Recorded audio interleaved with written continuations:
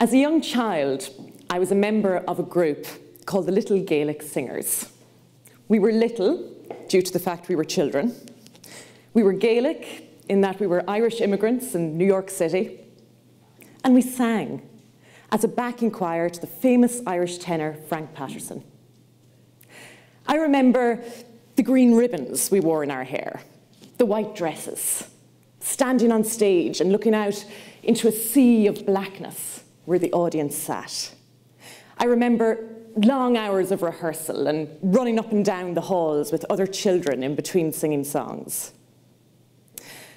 But most of all, I remember a feeling that I belonged, a feeling that when I sang, my voice joined with other people to create a much, much bigger sound than I would be able to create on my own.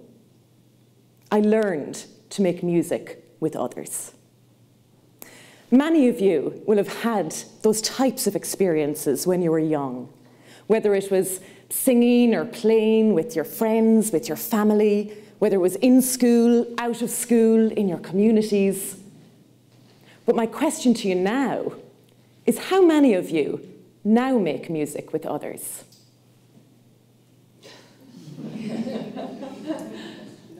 Nobody. Pretend it's my birthday.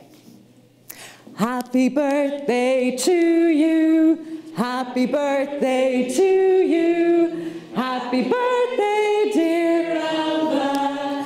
Happy birthday to you. Now, hands up. How many of you now make music with others? Everybody. The challenge in music education is to ensure making music with others does not just occur once a year over a birthday cake. The challenge of music education is to create spaces and opportunities for people to come together to make music all of the time. Over the last number of years, my research has looked at how, why, and what happens when people come together to make music. I've looked at young, I've looked at old. I've looked at professionals, I've looked at amateurs. I've looked across musical genres. I've even looked in cyberspace.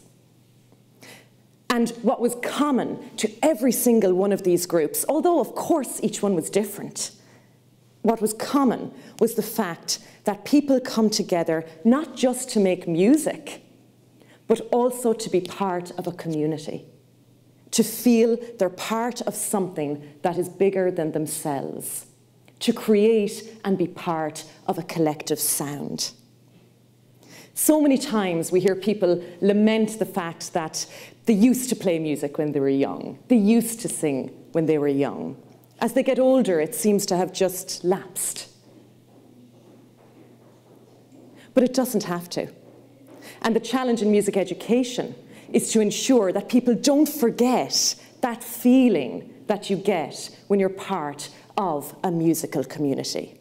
Because any of us that have had that experience will know that that feeling is special.